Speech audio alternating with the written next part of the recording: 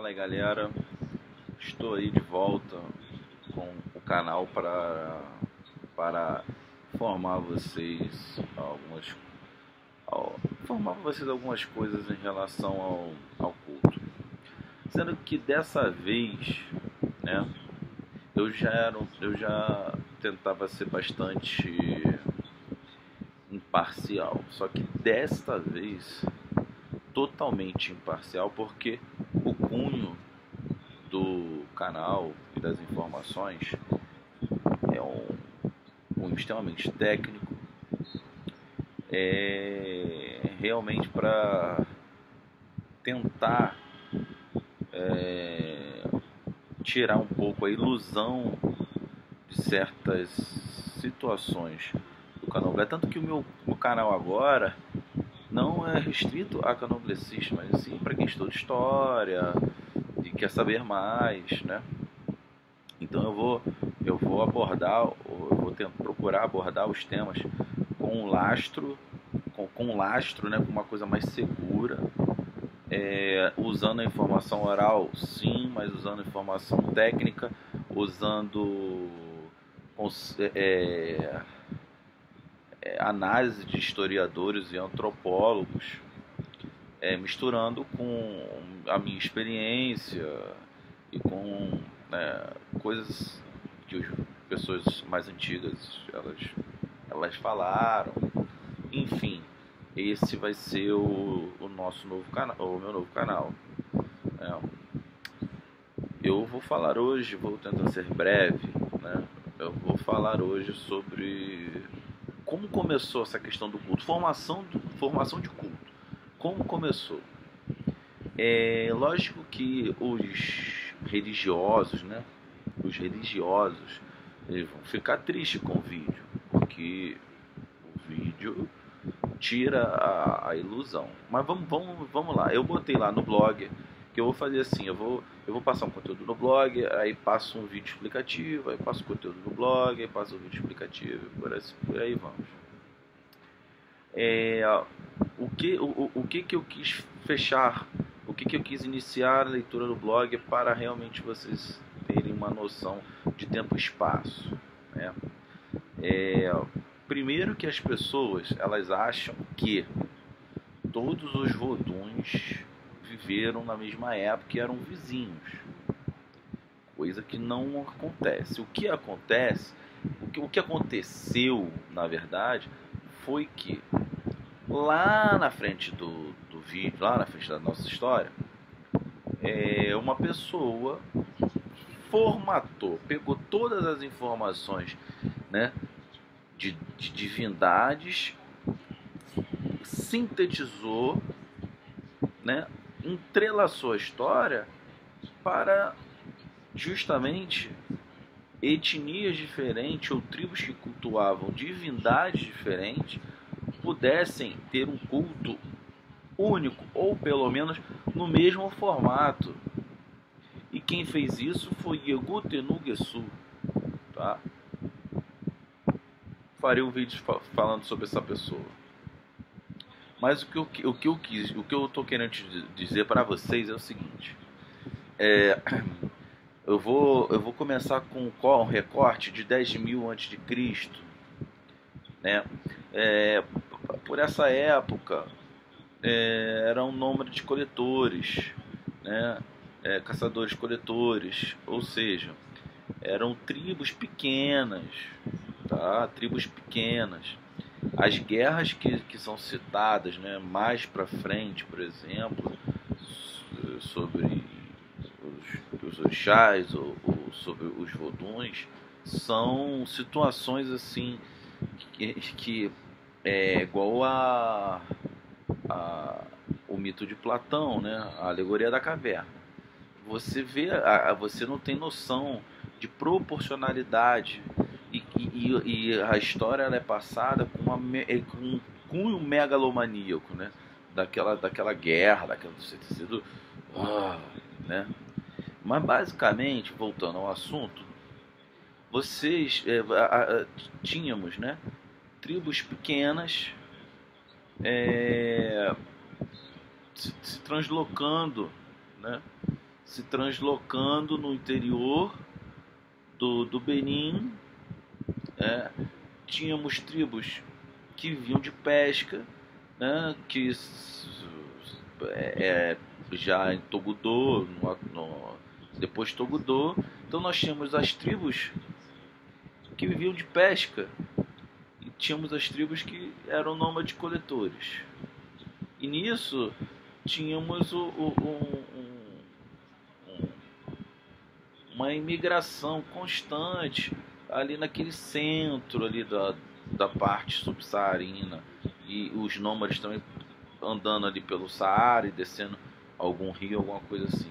Mas o que eu quero dizer é que grandes tribos não existiam nessa época, grandes evoluções também não.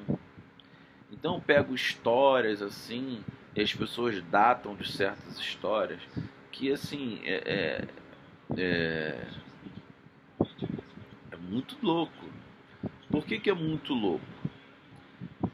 Porque conforme foram passando os séculos, o número de a evolução do homem, né,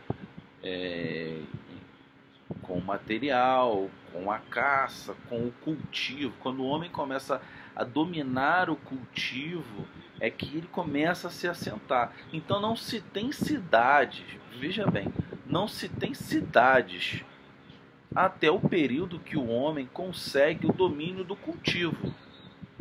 E aí você vai começar a bater de frente com um monte de histórias que querem vender do candomblé. Então, antes do homem dominar o cultivo, não tem cidade, porque acaba o alimento, ele precisa sair, e ele não pode montar grandes estruturas. Isso só acontece quando ele domina o cultivo, e aí sim ele começa ele necessita, né, de criar grandes estruturas, para aquelas estruturas elas darem base àquela cidade, até aquele próprio cultivo. Então, o que eu estou querendo dizer é o seguinte, é que não podemos, né, é difícil as pessoas do candomblé terem esse tipo de pensamento, porque esse tipo de pensamento só é adquirido com estudo. E também é adquirido a partir do momento que você começa a racionalizar e pensar. Você tem que racionalizar, você tem que pensar. Isso também é uma coisa muito difícil. Para o povo do candomblé dá trabalho pensar. É melhor acreditar em umas historinhas. Para bater de frente de Pai de Santo. Aquela coisa toda que nós sabemos. Então, voltando ao assunto, a história, né, a situação, ela muda a partir disso. Se vocês pesquisarem sobre a formação do reino do Dahomey, tá? Nós temos uma data aí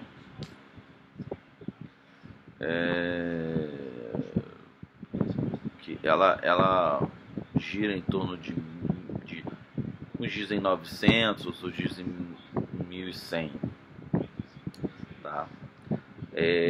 Mas de qualquer forma, o fundador do reino do Dahomey, tá, foi filho de Adjarutó. E Adjarutó foi o cara que inventou a palavra Vodun. Adjarutó foi o cara que formatou o culto. Então, não adianta vir com história de Voduns de 3.000 anos, 5.000 anos, porque não existiam. Nós temos assim uma divisão básica no culto Vodun, que são os Voduns e os Inhês. Os Inhês são divindades anteriores ao culto Vodun. Vodun são as divindades que ou migraram de Inhê para Vodun ou foram adquiridas, tá? Mas eu vou chegar nesse ponto. O vídeo agora é para falar sobre a formação de culto e como começou. Então você tem os nômades coletores, você tem caçadores coletores, você tem tribos vivendo de pesca. Ok.